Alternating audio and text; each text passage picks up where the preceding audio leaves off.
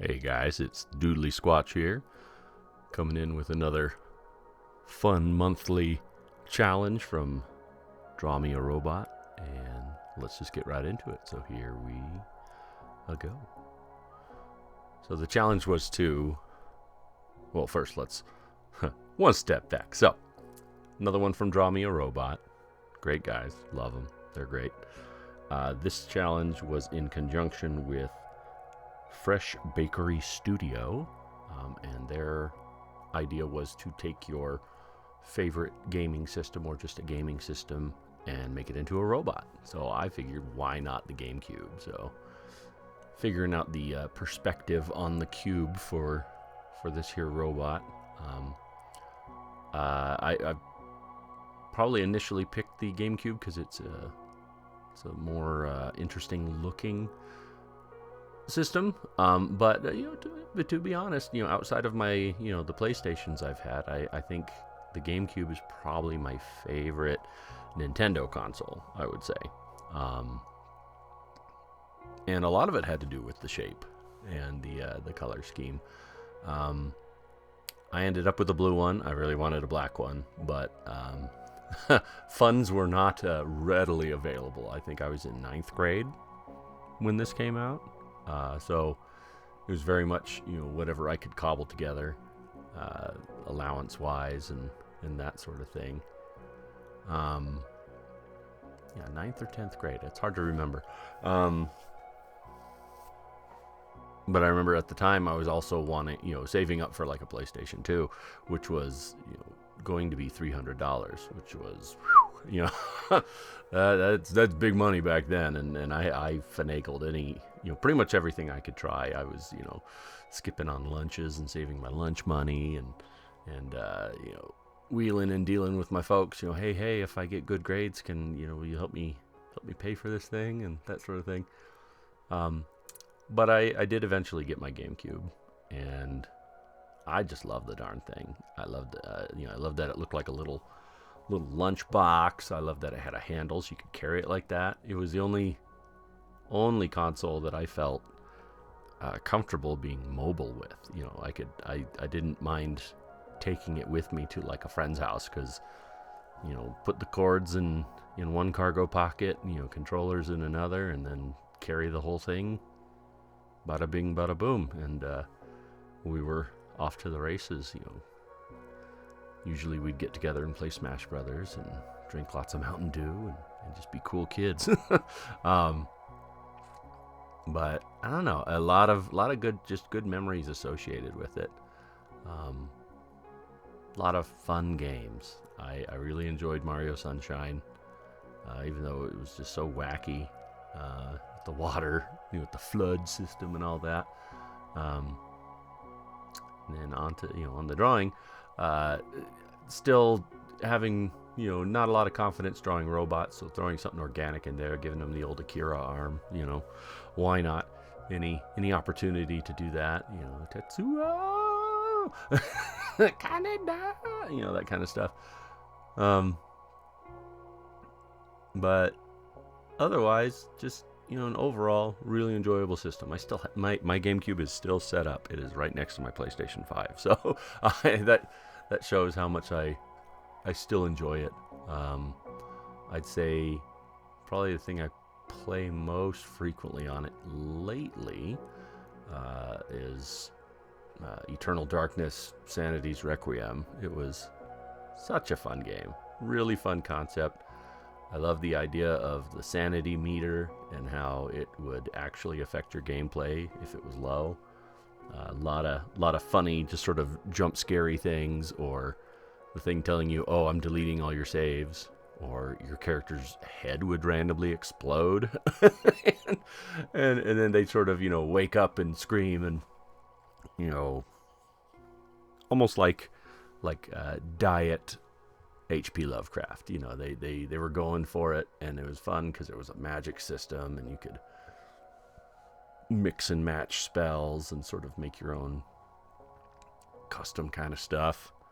And it had one of those like branching storylines that kind of went all over the place. Lots of different timelines, and I don't know. It was just an overall really enjoyable game, and it's sad that nothing's really come of it. I know the studio attempted to do like a Kickstarter, and I believe they funded it, but then people pulled out after one of the creators was involved in some kind of controversy, something involving kids or underage people. I don't know, but that was the end of those guys, and I don't know. I don't think we'll ever see another game from them, but there's hope. I've seen, I hear The Sinking City's pretty good.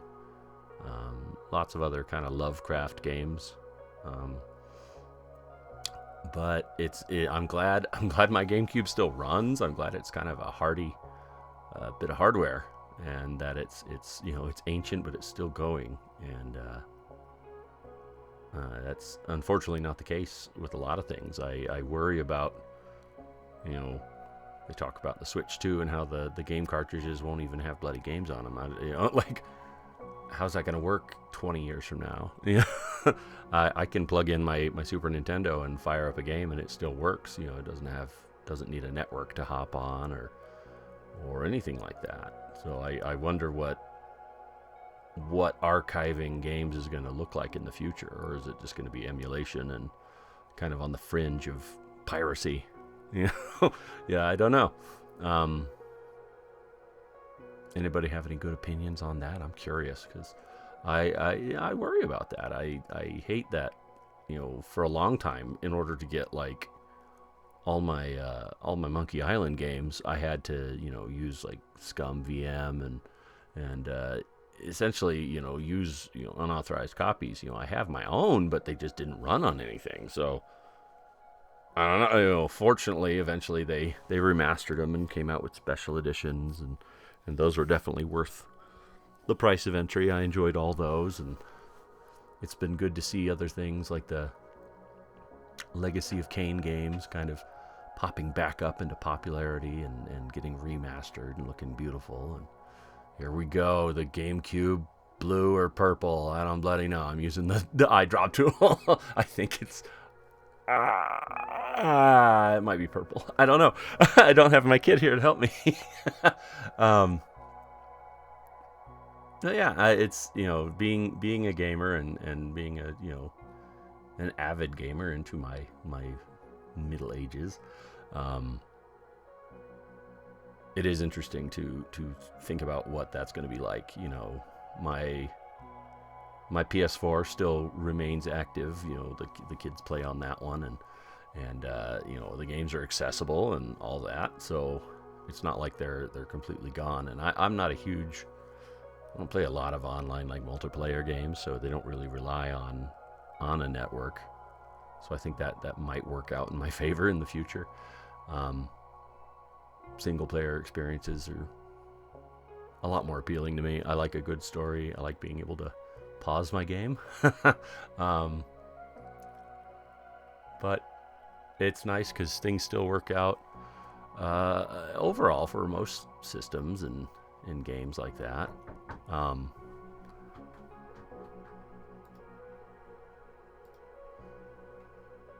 But overall, I hope it works out. I hope that we're able to reach a sort of happy medium where games can continue to be played long after the systems they're on are outdated, that sort of thing. But yeah, I think that was a lot of my thought process while I was working on this particular doodle.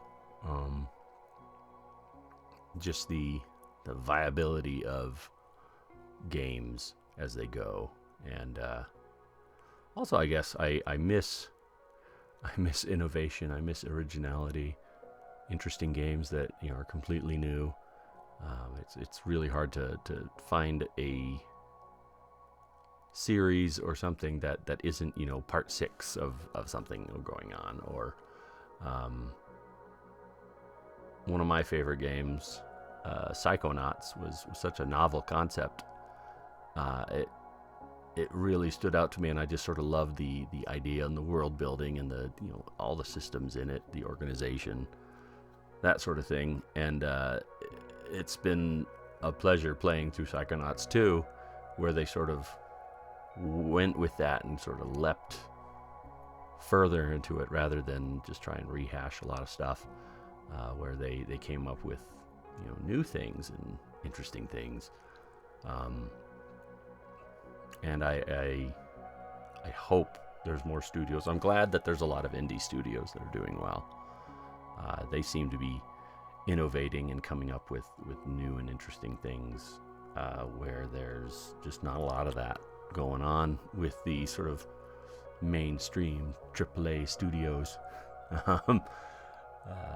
Probably why I have my robot crushing a PS5 controller, because as much as I enjoy my PS5, I certainly don't have a lot of games for it. So it's it's a bit of a rant, but nevertheless, I'm still happy with my purchases and where things have gone. But there's always room for improvement. I don't know. I don't know where I stand coming up on the next generation of systems.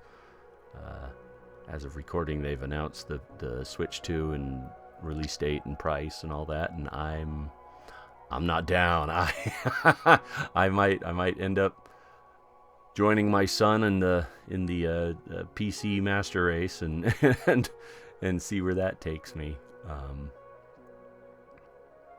But yeah, that's if I can raise enough funds to build a new computer. My current computer is rather old, but working on that. Who knows? Maybe YouTube will take off. I doubt it. But here we are, finishing up the robot, slapping a nice little red outline on it, and that's all she wrote. But thanks for listening. Appreciate you guys. Drop any comments you like, and like the video, subscribe, all that. Tell your friends, pass it along. If you got people that like art or just like watching people draw and doodle, or if you like the sultry sound of my voice and you want to fall asleep to it, then you can always do that. But thanks. I'll see you again. Bye.